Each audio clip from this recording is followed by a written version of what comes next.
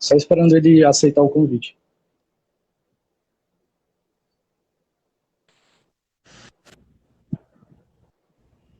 Boa noite, Tudo bom? tudo bom? O senhor Boa consegue me noite. ouvir bem? Tudo bem, bacana. Boa noite. A gente hoje vai falar sobre a carreira da docência. O professor Juan é engenheiro eletricista formado pela UESP.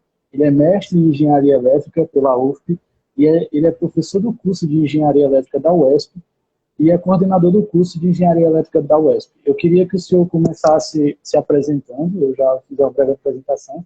Queria que o senhor começasse se apresentando e eu queria que o senhor, logo de cara, respondesse para a gente se a carreira de docência é o que o senhor sempre sonhou para si. Boa noite. Bem, em primeiro lugar, muito boa noite. Para mim é uma felicidade estar aqui conversando com vocês, né? Primeiro que eu sou ex-aluno também do curso de mestrado, né?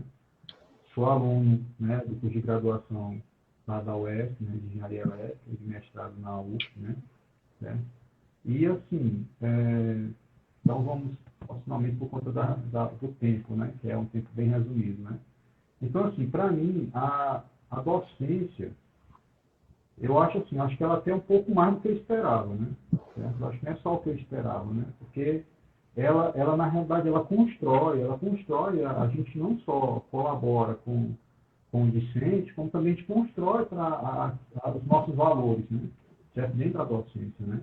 Certo? E é algo extraordinário, né? Eu acho que para quem é docente sabe que o que eu estou falando não é uma fala utópica, não é nada disso não, é fato, entendeu? Certo? Então, assim, eu sempre tive vontade de ser docente. Professor, o seu áudio está um pouco baixo. O áudio está baixo, tá? Está um pouco baixo. Eu vou fazer o seguinte, eu quero saber se tem algum problema. Eu vou pegar um headphone.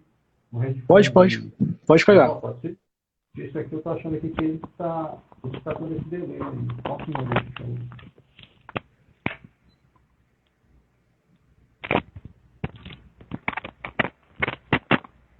Só um segundo.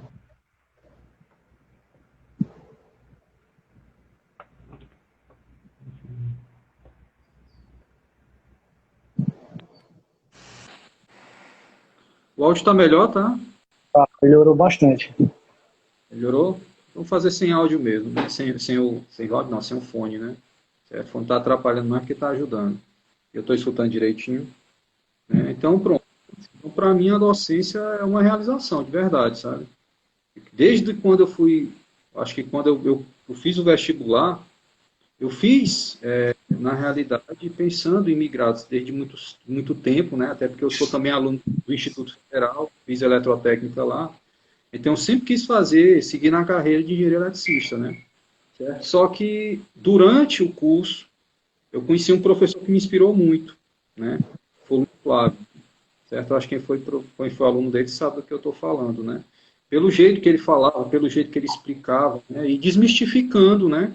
A engenharia elétrica, que na realidade é uma física aplicada, não deixa de ser, né? Certo? E isso para mim me deixou muito encantado, né? Então aquilo ali para mim, apesar de eu depois fui migrar na carreira profissional sem ser a docência, né? Certo? Nunca os ensinamentos dele me deixaram. E eu sempre, quando tive a oportunidade de estar trabalhando numa empresa, eu sempre procurava, mesmo, né, estar utilizando didática para poder explicar a resolução de problemas, né? Professor, a gente está muito feliz do senhor ter aceitado o nosso convite. Eu, particularmente, estou muito feliz porque o senhor foi meu professor no IFP e, assim, eu sou até suspeito para falar, porque o senhor, além de ser um ótimo profissional, é uma pessoa que eu admiro bastante. E uma coisa que a gente recebeu na caixa de perguntas que a gente colocou foi alguns elogios ao senhor. Por exemplo, o GD, que é o Gabriel, que é um membro do PET, muito amigo nosso, ele mandou um abraço para o senhor e falou que o senhor é uma pessoa que ele admira muito. Agora eu vou começar a fazer algumas perguntas e o senhor vai ficando à vontade para responder. Tá bom. Uma pergunta feita pelo Isaac, que é um participante do PET também, um amigo muito grande da gente, ele faz a pergunta: que percurso dentro da graduação o senhor acha que a pessoa deve tomar para ter uma chance maior de ingressar na carreira da docência? Certo. Você fala depois da graduação, né? Durante, a pergunta dele é no sentido de qual caminho percorrer durante a graduação. Olha, é o seguinte, a graduação, eu acho que a docência, ela começa na graduação desde o momento que você faz uma monitoria. Eu acho que a maior oportunidade de você se identificar na carreira docente é com uma monitoria. A monitoria, na realidade, ela não tem um papel de que você dê aula, não é isso, né? Mas que você exercite ali os seus alicerces para a docência. Quando você está explicando um colega, você está tentando resolver um problema, né, associado a uma determinada expertise que você estudou durante o curso, você está praticando docência. Então, o primeiro passo é esse. Segundo passo, você tem que fazer as pesquisas, né? Porque a docência superior, ela não é só da aula. Você, na realidade, vai estar achando de ferramenta. A questão é você saber onde é que você vai usar, né? Então, para isso, a pesquisa ela te ajuda. A pesquisa não tem que ser uma coisa simplesmente orientada, não. Você tem que estar resoluções de problemas, né? E por incrível que pareça, muita gente acha que não. Mas mesmo quando você faz um estágio, o estágio também te ajuda. Porque o estágio ele vai te dar a realidade do campo de trabalho para você poder tentar aplicar a tua teoria da forma mais prática possível. Tá entendendo? Mesmo quem vai fazer a docência. Entendeu? Isso é extremamente necessário, né? Certo? E depois disso, você terminou a sua graduação, procurar alguma especialização. A especialização, muitas vezes, a gente acha que é uma coisa, olha, isso aqui na realidade é um ponto único. Não é, não. Na verdade, a especialização, ela tem uma série, assim como é na graduação, ela tem uma série de disciplinas básicas para depois chegar nas específicas, né? E, por fim, você procurar o mestrado, procurar doutorado também, né? Certo?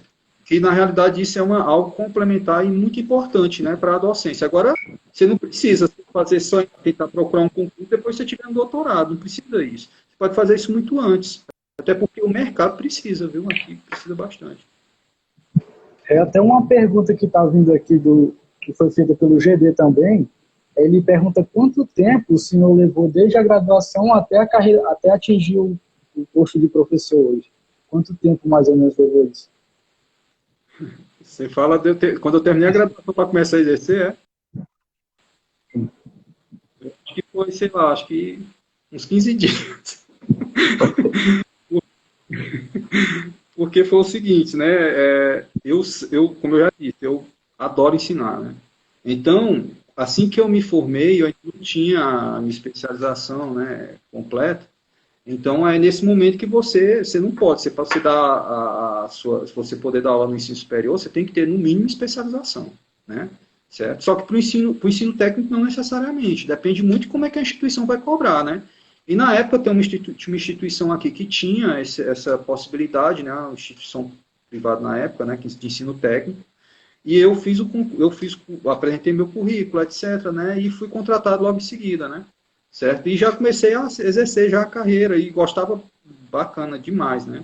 Certo? Aí depois foi no meu amado Instituto Federal, né? Certo? E depois a UESP, né? Que é um lugar que a Maria, meu Deus do céu, é a minha casinha que eu quero muito bem, tá entendendo? Isso já recai para a nossa próxima pergunta, que é de quantos e quais concursos para professor o senhor já participou? Vamos lá. Concurso, né?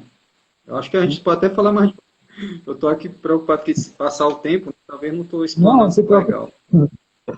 Pronto, beleza. Pode ficar à vontade. Bem, o primeiro concurso, né, certo, para professor, foi no Instituto Federal, né, certo, no Instituto Federal, concurso lá para professor substituto, que para mim, rapaz, assim, se pudesse ter aquilo ali, ter sido protelado por mais quantos anos eu ficava mesmo, porque eu gosto demais, sabe, ali, tenho o maior carinho, de verdade. Cheguei em Teresina, foi onde eu comecei a estudar, né, e depois aí eu fiz para a UESP. Aí eu fiz, antes da UESP, aí eu fiz para uma instituição de ensino superior, o CEUP, né? Certo? Fiz lá, dei aula lá também, certo? Gostava demais, né? Equipe fantástica, muito bacana mesmo. Os alunos, muito bacana mesmo. E depois, por fim, a UESP, né? Fiz o concurso para a UESP, aí passei e eu já sinto. Eu sou maravilhado, dependendo do que falo, do que disse que falta, não. Para mim tudo é oportunidade, entendeu? De aprendizado. Eu tenho uma pergunta aqui que foi feita pelo Evaldo. Ele pergunta o que inspirou o senhor a ser professor? Ou quem? O senhor já citou o Luiz Flávio. O Luiz Flávio foi meu professor de eletricidade básica no I, e aí ele teve que sair porque ele teve que fazer uma cirurgia. Mas a pergunta dele é mais voltada ao quê? A carreira e fez o senhor se apaixonar por isso. Olha, assim, uma das coisas que me inspira é porque eu sou muito curioso, né? Então, assim, eu acho que eu não me contento, eu acho que eu tinha um mal, assim, eu enquanto criança, eu acho que talvez, não sei se alguém se identifica, eu tinha um mal daquele menino que quer mexer com a eletrônica, né? Você vai lá, desmonta os aparelhos, aí na hora de montar, aí você fala, ó, pai, tá montadinho aqui, só que sobrou 10 parafusos, né?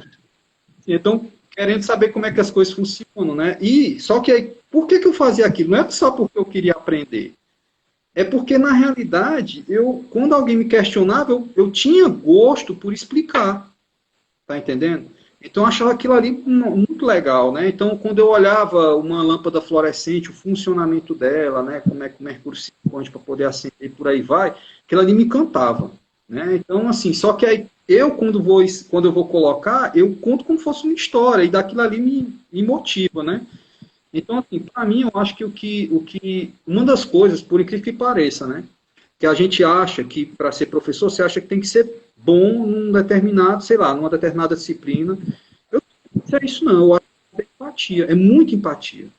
É você querer entender o próximo, se olhar para um aluno, você explica uma coisa para alguém, aí tu observa pelo olhar dele, como é que ele está, se ele está gostando, se ele não está gostando, né? E aquilo ali, quando você olha, que você vê, como eu disse para meus alunos, que a pessoa não está com síndrome do calango, né? Que você está falando para ele, ele fica só desse jeito assim, né? Isso quando você olha para alguém que ele realmente está falando sim com aquele olho virado de você, aquilo ali é muito transformador, entendeu? Certo? Então, para mim, assim, eu acho que eu me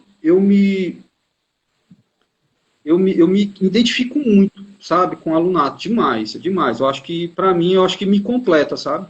Entendeu? Certo? Eu acho que isso que, na realidade, que a gente busca. Eu acho que a primeira coisa que você contar, você quer ser professor, em primeiro lugar, é você olhar para o outro, tá entendendo? E poder ver os anseios dele. O que é que ele está precisando? Tá entendendo? E aí, a partir disso, você fala para ele aquilo que você acha que ele precisa, né? Certo? Mas é uma questão de construção. Aquilo ali é mútuo, viu? A gente aprende, a gente que é professor aprende muito mais do que vocês imaginam, né? Entendeu? Eu acho que é por aí. Essa característica da preocupação é uma das coisas que fez eu admirar o senhor, porque eu lembro até que o senhor falava que todo mundo que passasse pelo senhor seria raiz, teria que aprender as fórmulas e não decorar. Essa falava coisas desse tipo que até costumava incentivar a gente, sabe? Porque a gente tinha que ser raiz, saber e não simplesmente decorar as coisas porque estavam sendo expostas ali.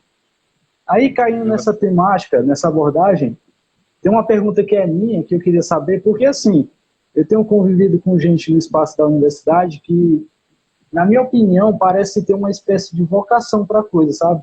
É como se a pessoa tivesse aquele dom, o dom da didática. Tem um monte de gente do PET que eu poderia citar, eu posso citar dos que eu já tive aula com, já fui aluno. Eu posso citar a Mirla, o Miguel, deixa eu ver quem mais, acho que só...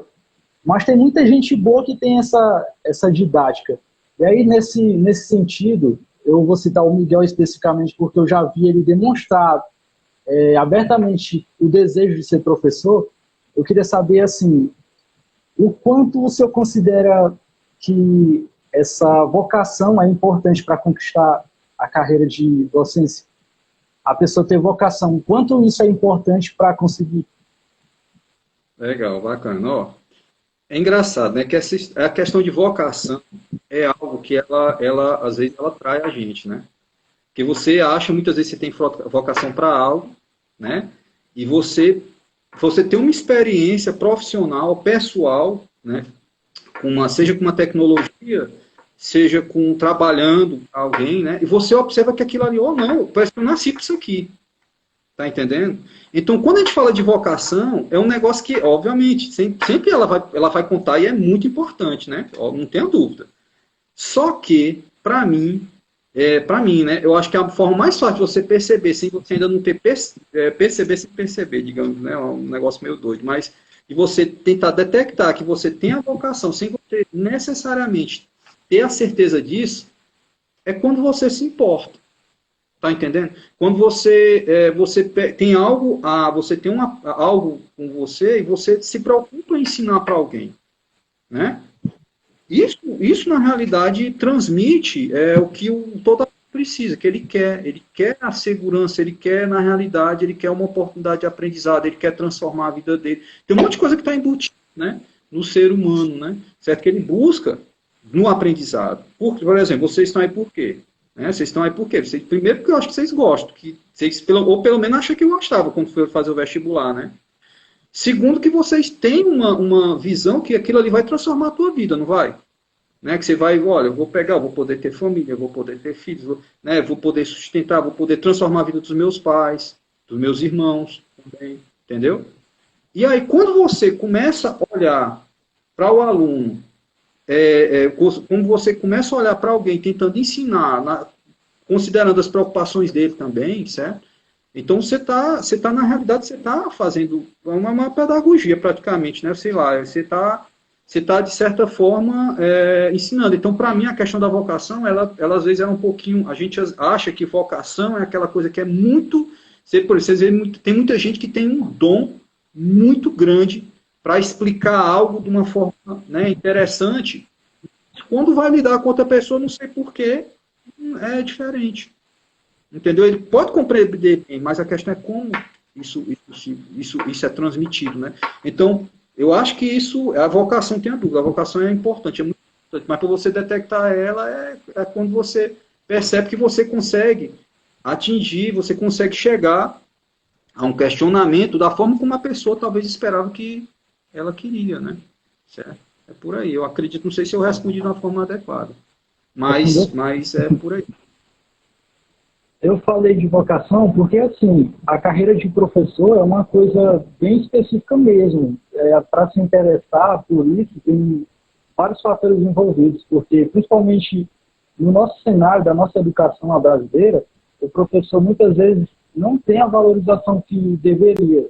Assim, se a gente for considerar essa carreira pelo fator econômico, muitas vezes a gente não optaria por isso. E quando eu cito o Miguel, é porque eu vejo explicitamente uma pessoa de 20 anos dizendo que quer ser professor. E isso me faz, ter uma admiração maior, sabe? Porque é uma pessoa que inspira, que tem conhecimento e consegue repassar. Eu acho que ele é conhecido em todo o CT pelos cursos de cálculo que ele dá. É isso. Muito bacana mesmo. Muito Continuando as perguntas sobre a parte do concurso, o pessoal quer saber aqui com a pergunta do Davi, como foi a sua rotina de estudos durante o concurso, para fazer o concurso? Boa pergunta. Assim, a rotina de estudos, na realidade, o que acontece? Eu vou tentar explicar da forma melhor. Para você tentar fazer um concurso, quando você chega já no concurso, aí vamos de que concurso? Eu acredito que seja na área da docência, né? Se não for também, eu acredito que vai ajudar o que eu vou dizer aqui, né? Quando você procura um concurso, você vai fazer um concurso, obviamente, você vai procurar o que aquele concurso está precisando de você, né? Se é, por exemplo, a docência, ele está procurando ver como é que você ensina, como é que você transmite, né? Certo? E aí o que acontece? Acontece o seguinte, que quando a gente trata de concurso, uma das coisas que ajuda muito você é porque o teu aprendizado, tua base ter sido muito bem feita na universidade, certo? Por quê? Porque aquilo ali, aquela base bem feita, ela vai te ajudar a tentar sintetizar um conhecimento para tu poder transmitir, né? No meu caso, foi o que eu fiz. Eu fiz o seguinte, eu gostava muito das aulas, eu acho que as aulas da Univesp é muito resumidinha, é bem superficial, né? Mas elas são interessantes, entendeu? E eu achava muito legal da forma como eles sintetizavam lá. As técnicas, é muito interessante eu estou falando da docência, você procurar técnicas, né? Técnicas de transmitir, técnicas de sintetizar um assunto que ele é complexo, né? Certo?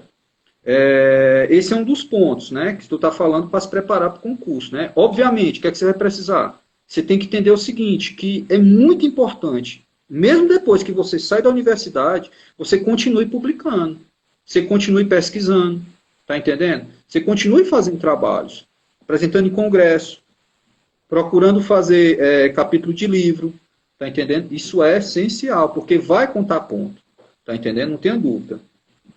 E não tenha dúvida também de que você precisa, você vai ver que, se obviamente, que o doutorado, ele vai te dar um pulo lá para cima, tá entendendo? Então ele vai te catapultar na pontuação, porque a gente sabe, o doutorado, você tem uma ideia, lá no concurso da UES, por exemplo, o doutorado lá, se eu não me engano, eu posso estar muito equivocado, eu acho que era 117 pontos e o mestrado era 70.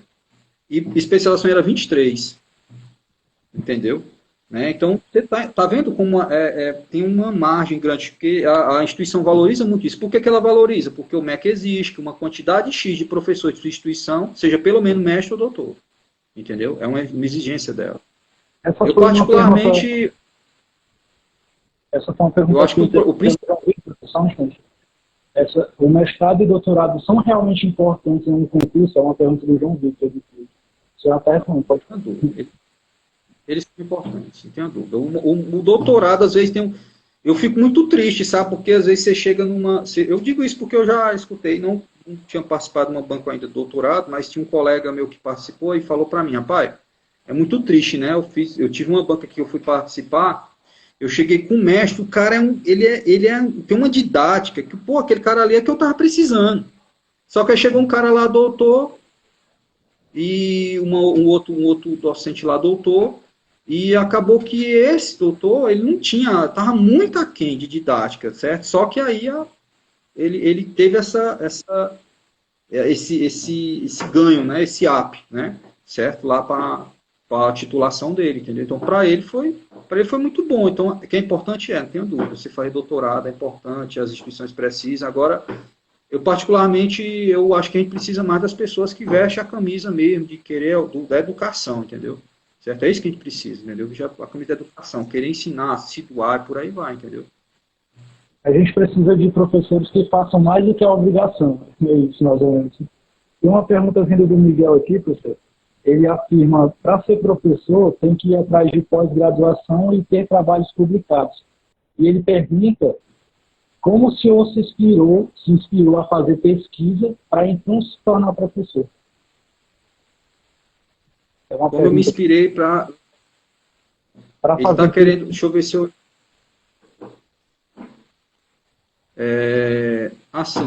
Qual foi... deixa eu ver aqui se eu entendi direito, porque cortou o áudio aí. Só repita aí, por favor. Ele afirma, para ser professor, tem que ir atrás de pós-graduação e ter trabalhos publicados. Então ele diz, pergunte a ele como ele se inspirou a fazer pesquisa para então se tornar professor. Rapaz, é porque o áudio cortou de novo aqui para mim. Eu estou tentando ver se eu consigo recuperar aqui. Eu vou falar para ele digitar no texto. Ei, Miguel, digita nos comentários aí. O áudio.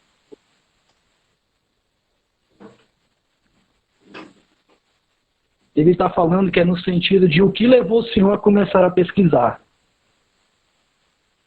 Ah, tá certo, beleza. Assim, para mim, no meu caso, né? No meu caso, partiu de uma necessidade, entendeu? Eu trabalho numa empresa, né, da área de energia elétrica também, e aí acabou que no caso, eu tinha uma demanda que estava acontecendo nessa empresa, certo? E essa demanda, na realidade, exige exatamente o conhecimento que, na realidade, a gente não tinha aquilo no mercado, a gente não tinha um equipamento que pudesse nos atender, certo? E aí acabou que essa necessidade acabou fomentando a pesquisa para mim, entendeu? E o que é que ocorreu? Isso eu peguei, fui, e depois desse período, né, foi só pesquisando o máximo que eu podia, tá entendendo? Assim, muitos outros temas, porque é engraçado, né? Você começa a pesquisar, a pesquisa, ela te muita curiosidade, e no final das contas, você observa que talvez até aquilo que você achava que era a solução é bem mais diversificado, né? Certo? Entendeu? Então, né? Certo? Foi mais ou menos isso que partiu mais de uma necessidade, né? No meu caso. Agora, o que é que eu digo? Eu, particularmente, não pesquisei, eu particularmente, eu acho que eu não pesquisei o que eu deveria pesquisar desde cedo na universidade, sabe? Eu deveria ter pesquisado mais, entendeu? Certo? E na realidade não aconteceu isso, entendeu? Eu, quando eu fui me atender, quando por conta da falta de docentes da época que estava acontecendo isso, né? Acabava que não tinha docente para atender as pesquisas, entendeu? Certo? O cachorro aqui está querendo estar na live também. Aí, aí o que que ocorria? Acabava que tudo isso acabou atrapalhando um pouco, né? Então, no caso, para mim a pesquisa, a forma de entrar nela, ela parte muito da necessidade profissional, entendeu? Mas eu acho que todo mundo está na universidade tem que buscar ela não só por isso, né? Não precisar chegar no estágio para poder procurar pesquisa, e que ela é importante para, no caso, sua docência, sua vida, sua carreira docente, não tenha dúvida. Ela vai contar pontos, né? Na sua titulação, certo? Monitoria, seus trabalhos de PIBIC, né, que você tiver, vai encontrar ponto na sua titulação, fora que ela vai gerar artigo, que é outro ponto, né? Sua apresentação no congresso, outro ponto. Se a tua pesquisa, por acaso, você fizer um capítulo de livro, outro ponto. Ou seja, de um trabalho só, você vai ter uma gama, certo, de vantagens, né, a partir de algo que você começou lá no iniciozinho da sua graduação. Por isso que é importante você começar a se interessar ou buscar a pesquisa cedo, né? Não esperar você chegar lá para o período da frente para pensar, não. Por exemplo, aqui no Oeste, eu não espero os meninos chegar, eu não estou esperando os meninos chegar na matéria específica para a gente começar a desenvolver a pesquisa sobre aquilo, não. Tá entendendo? Obviamente, a gente faz com que eles tenham uma base e a partir daquela base ele possa desenvolver, procurar, tentar resolver problemas. É isso que é o engenheiro. O engenheiro está para tentar achar soluções, entendeu? Aí as proposições que eles trazem para a gente vai e discute, entendeu? Certo? Mas é importante estimular a pesquisa desde cedo, entendeu? Muito importante. Professor, você está conseguindo me ouvir bem aí que meu áudio estava cortando? Agora tá melhor agora. O Miguel está fazendo um elogio aqui, ele disse que assistiu uma defesa do senhor na UF e que adorou o trabalho do senhor no tratamento estatístico. Eu acho que foi o mesmo que eu fui assistir, que foi a defesa do mestrado. Eu acho que foi esse. Foi esse, Miguel? Pode falar aí nos comentários. Meu áudio está cortando um pouco. Enquanto ele comenta aí, eu tenho uma pergunta do William, que ele está perguntando quais as dificuldades para fazer uma especialização, logo após o término do curso. Não, nenhuma. Tem uma coisa que eu posso falar, que é uma dica de ouro, né? Quando você vai, antes de você começar a especialização, primeiro você tem que pensar, você vai ter uma série de disciplinas, né, na sua graduação. Aí você vai fazer uma especialização. Obviamente que a especialização é algo que você quer aprender, você quer aprender de uma forma mais detalhada, mais específica, né, certo? Até porque existe algumas atividades que só pode ser feita por um especialista naquela área, né?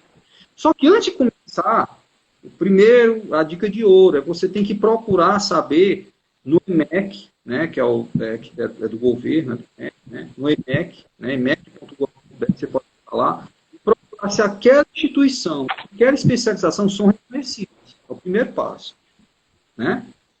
Além disso, é bom você ter o feedback de alunos, feedback de colegas, né? Porque tem especialização, gente, de tudo quanto é jeito. Tem especialização que tem uma pessoa que chega lá e vai ficar passando material para você estudar. É quase autodidata. Tem especialização por outro lado, que são mais raros, mas para mim são as melhores, mas são as melhores, que tem professor, o cara marca aula no sábado, forma uma videoaula. E tem especialização presencial, que essa nem se fala, né?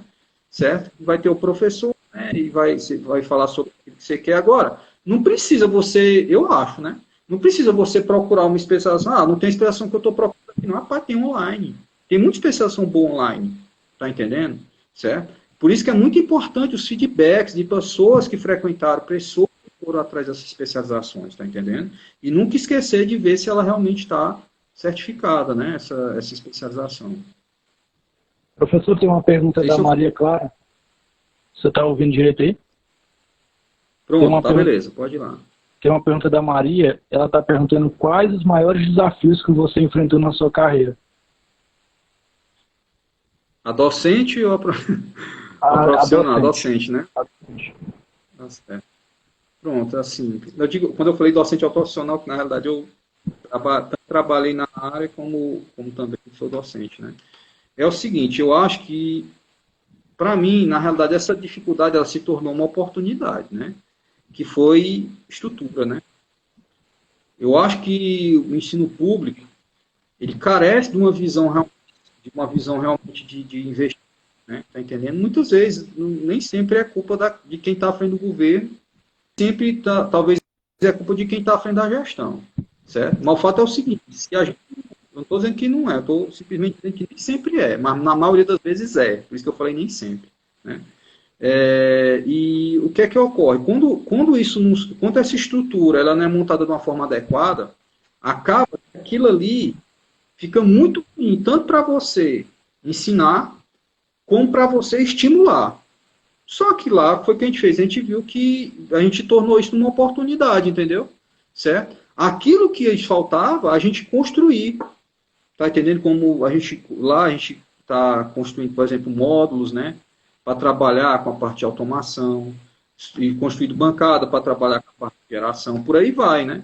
Então, o fato é o seguinte, que essa falta, você também tem como tratar aquilo ali como um estímulo, exatamente para você aplicar em engenharia.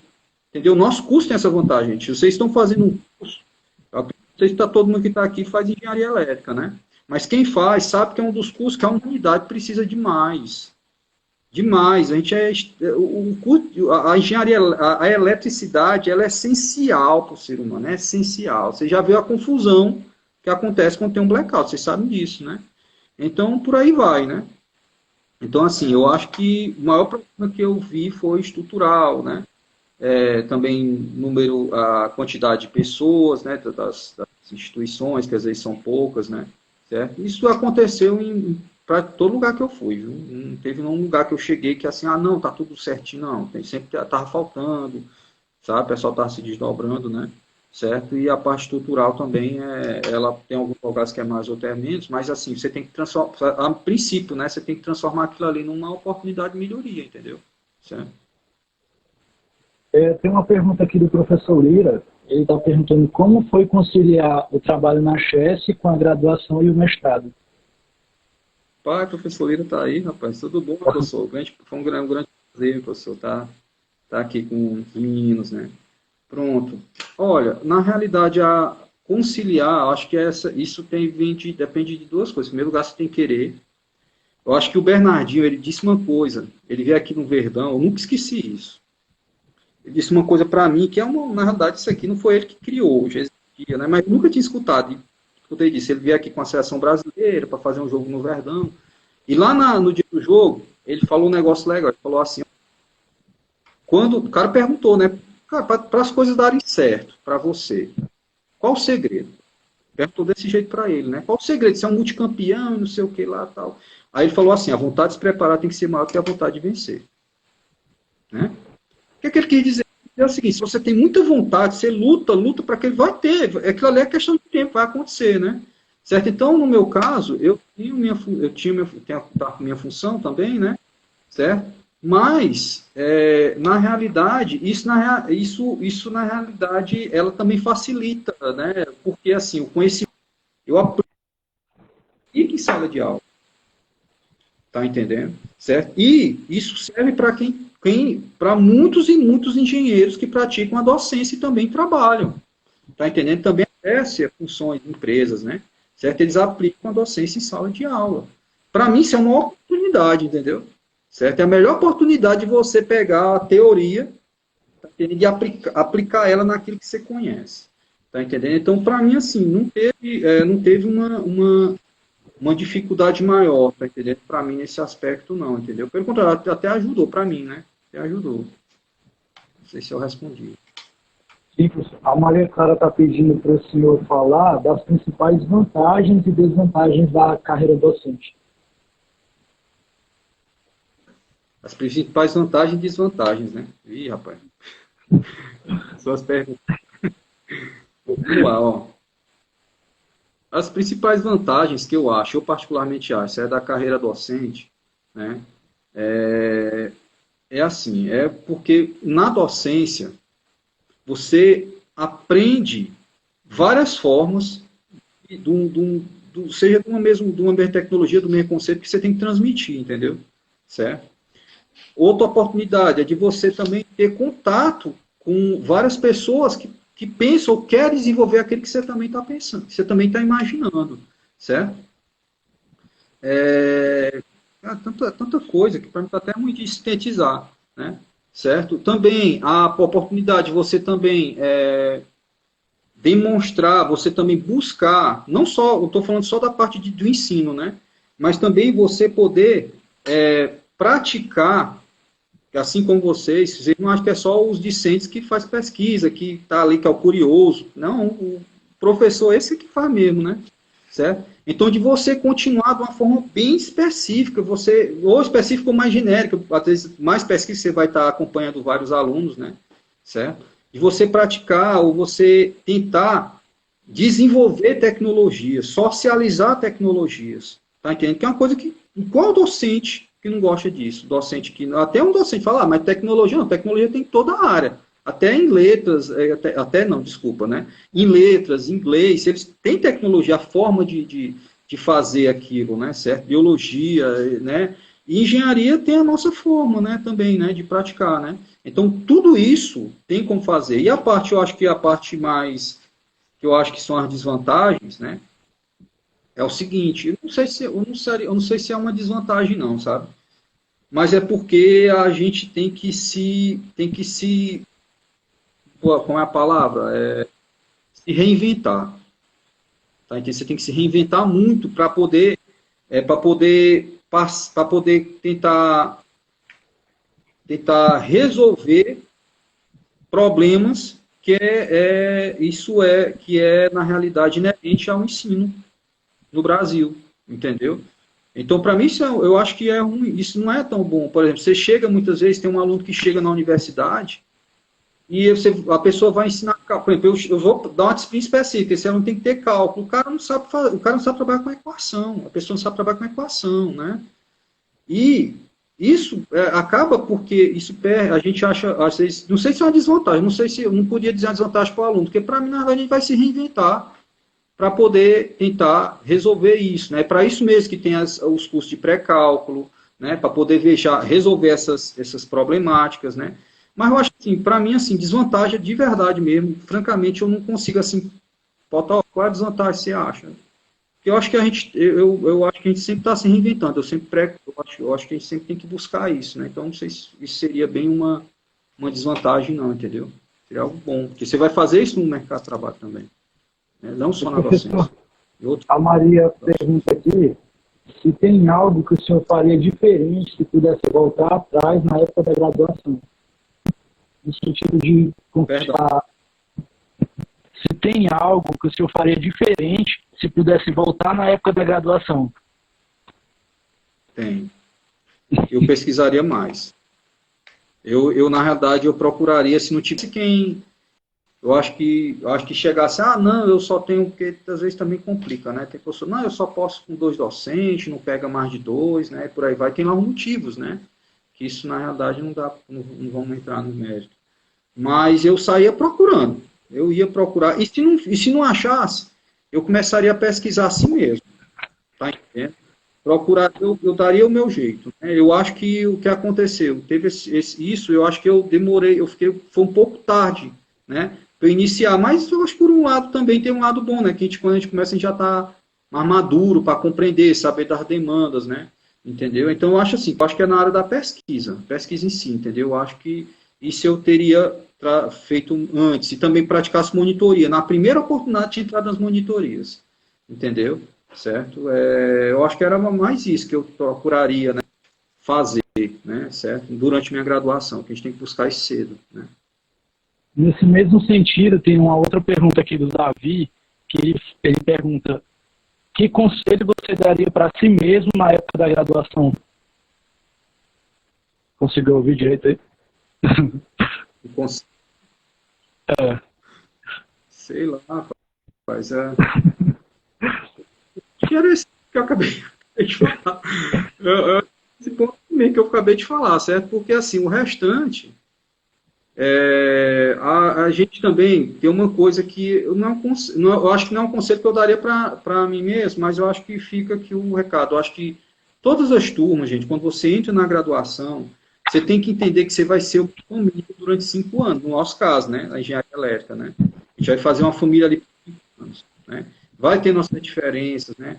E assim, é muito importante que todos busquem coesão, né? A gente buscou, graças a Deus, na minha turma, a gente conseguiu, procurou isso demais, demais mesmo, assim, nossa turma se ajudar, quem não sabia de algo, não esperava chegar a monitoria com bolsa, marcava horário para dar aula para os outros colegas, um que sabia menos, um que sabia mais de algo, né? Certo? Ele era cotado, ó, tu tá aí, tá, assim como tá aqui a gente faz seria uma live, né? Só que, né, a gente não tinha essa questão das videoconferências, né? Certamente marcava na casa de alguém e sempre fazia isso. A gente não deixava baixar a guarda de jeito nenhum com nós mesmos, né?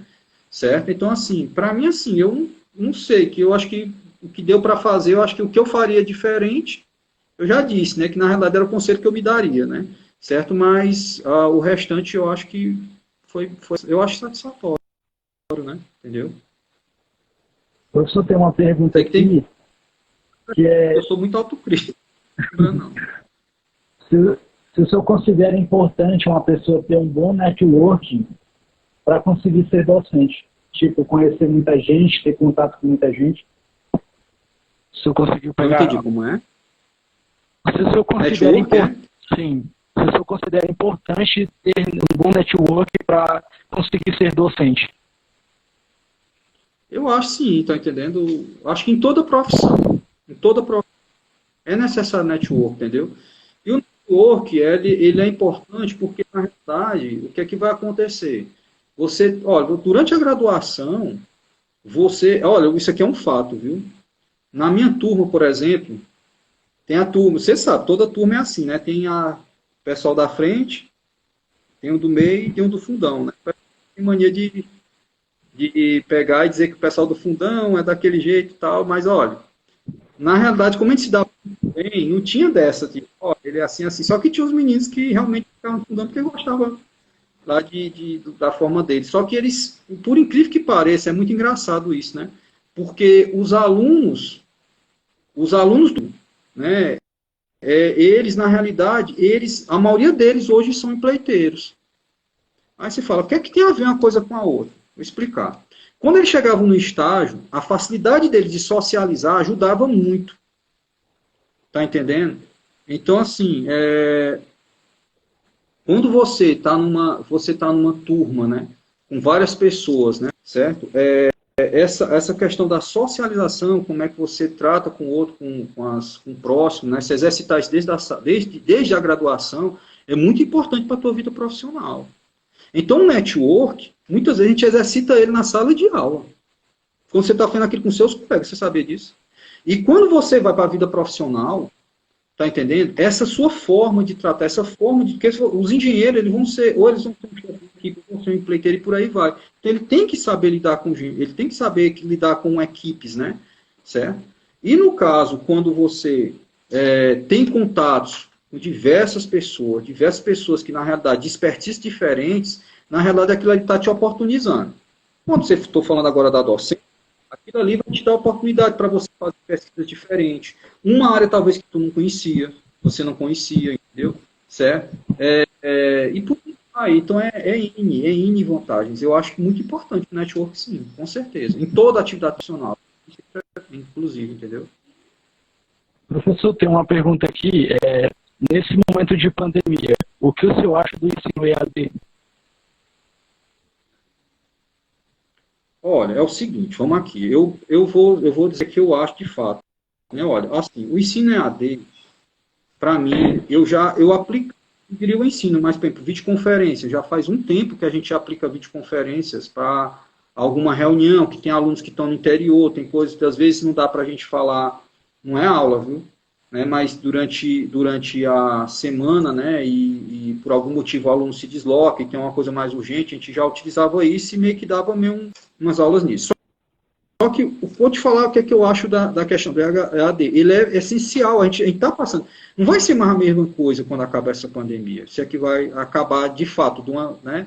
Ela vai ter a melhora. A gente já viu como é que foi lá na gripe espanhola, na gripe espanhola, salvo engano, né? Ela tem picos, né? Você vai dar aquela melhorada, aí depois vem a segunda onda, né? Por aí vai. Se as pessoas não tiverem cuidado, que aprender da primeira, dá ruim de novo, né? Então, mas vai passar.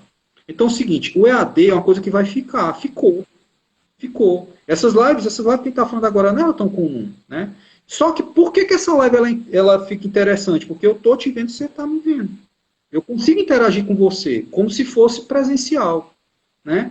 O que eu acho muitas vezes ruim, eu acho que muitas vezes para mim, que para mim eu sou crítico em relação ao EAD, é aquela questão de querer que eu não seja autodidata, passa uma carrada de coisa, um monte de material, e ele que vai ter que fazer, vai dar o jeito dele, né? E não tem esse primeiro contato. Não tem esse contato que a gente está tendo aqui, entendeu? Então tem que ter eu tenho que ver como é que os alunos estão trabalhando, eu tenho que ver aquela história que eu te falei, que a gente olhar e saber se a pessoa está entendendo ou não, por aí vai, né? Eu sei que a gente tem restrições por conta das tecnologias não ser tão boa para todo mundo, né? Mas ela já é muito melhor do que já foi há um tempo atrás, há pouco tempo atrás, entendeu? Então, já é possível. Eu sou assim, eu sou favorável à utilização de AD, mas não de uma forma total, de uma forma parcial, tá entendendo? E que não seja essa coisa como se fosse, sei lá, impessoal, não sei se a palavra é essa, né? Que você passa conteúdo e a pessoa que se vira para estudar, eu não acho legal não, certo? Eu acho que tem que continuar tendo esse contato, entendeu? Certo? Assim, a gente está vendo, né? E já é possível. Hoje é possível. Não era um tempo atrás, era mais difícil, mas hoje é possível, né? Entendeu? Então, fazer como, digamos, o EAD ele é importante como complementação, certo? Para mim, o ensino presencial ainda é o principal. Para mim, eu realmente eu sou defensor, tá entendendo disso? Pra mim, o EAD, ele é complementar, entendeu? E eu acho que não utilizava, vai começar a utilizar, porque sabe que é uma grande ferramenta. É uma ferramenta, como qualquer outra, como se usa um data show. Mas para mim, o ensino presencial é o principal. Ainda é o principal, entendeu? Professor, eu não tenho mais perguntas. Eu acho que o que eu consegui absorver da nossa conversa aqui, e pelo que eu tenho absorvido no espaço da universidade, é que para você ser professor, eu acho que minimamente você tem que gostar daquilo. Então, pode ser que alguém te incentive aquilo, algum professor, como foi o seu caso, como é no caso de muita gente que a gente conhece, mas essa primeira paixão tem que acontecer. Então, eu queria que o senhor encerrasse suas considerações finais falando o que o senhor acha que é importante para a pessoa conseguir seguir na carreira docente. O que o senhor acha que ela deve fazer? Um conselho que o senhor daria, por exemplo. Olha, eu acho que o mais importante para você nos desmotivar é você acreditar que você pode fazer, você dar sua contribuição para a sociedade, sabe? Isso aqui não é uma coisa utópica, é mera rasgação de seda, não, é fato. Você tem que acreditar nisso. Você precisa acreditar nisso. Porque você vai ter, como qualquer outro lugar, você vai ter suas decepções, você vai ver que nem tudo era o que você imaginava, entendeu? Mas toda vez que você vê que você passar por isso e você simplesmente abrir mão daquilo que você acreditava, então o que você acreditava não vale a pena. Entendeu? Então, eu acho o seguinte, eu acho que para você quando você está pensando em ser professor, em primeiro lugar, você tem que pensar que eu quero fazer diferente, na realidade, eu quero complementar, eu quero ajudar a sociedade, entendeu? E para mim, eu vou te falar com toda sinceridade, para mim, eu acho que não tem uma profissão que ela, na realidade, eu não sei, né, que ela chegue pelo menos para mim, me complementar tanto, sabe? Porque, na realidade, eu acho que até meus valores, eles estão sendo continuamente formados, né? Certo? E isso é em função da docência, né? Certo? Então, assim, engraçado, você começa a fazer, talvez por algumas pessoas, por opção. Por incrível que pareça, depois de um tempo, tem gente que se apaixona por isso aqui, rapaz. É muito legal, é muito bacana, sabe? É algo que é gratificante, sabe? É gratificante, complementa qualquer um. Então, assim, eu acho que primeiro você acreditar que você vai transformar. Se você acreditar nisso, o resto é consequência. Aí só um abraço, né? Tá bom? Professor, em nome de todo mundo que participa do PET Potência, eu queria agradecer pela participação do senhor. E foi uma honra ter entrevistado o senhor hoje, porque, pessoalmente, o senhor sempre foi um exemplo para mim, como pessoa e como professor, e que eu estou feliz que os nossos caminhos estão se cruzar de novo. Boa noite. Rapaz, meu filho, obrigado. Assim, verdade. Esse tamanho já dá na formatura dele para ele ficar. Bem, assim, eu que na realidade agradeço demais. Agradeço muito, sim, sabe? Porque na realidade é engraçado, né? A gente se forma, nós alunos se formam e agradecemos os nossos professores por aquilo que ele fez pela gente, né? Só que nem sempre a gente acha que os professores não querem falar a mesma coisa. Mas eu digo a mesma coisa. A mesma coisa. Eu agradeço por tudo que na realidade, você, certo? E todos os meus alunos, sabe, têm contribuído para a minha formação profissional e pessoal, sabe? Eu acho que eu não me vejo, tá entendendo, fazendo. Eu até faço outras coisas, né? Tá entendendo, mas ser professor eu não consigo me ver mais, não. Certo? Então, para mim é uma honra. A honra é minha, viu? Tá certo? Muitíssimo obrigado. Acho que para mim é um orgulho estar aqui. Quando precisar de alguma coisa, sabe? Para conversar, para mim foi muito legal, muito divertido, tá certo? Não sei, desculpa, talvez já atrapalhou alguma coisa, né? Que tem uma cachorrinha minha aqui que estava querendo participar da live aqui. E atrapalhou um pouco aqui, rapaz. Eu estava tentando reformular uns pensamentos aqui, ficou uma coisa um pouco vaga, mas assim, foi muito legal, muito bacana, viu? Obrigado de verdade, viu, gente? Valeu mesmo. Obrigado. Boa noite.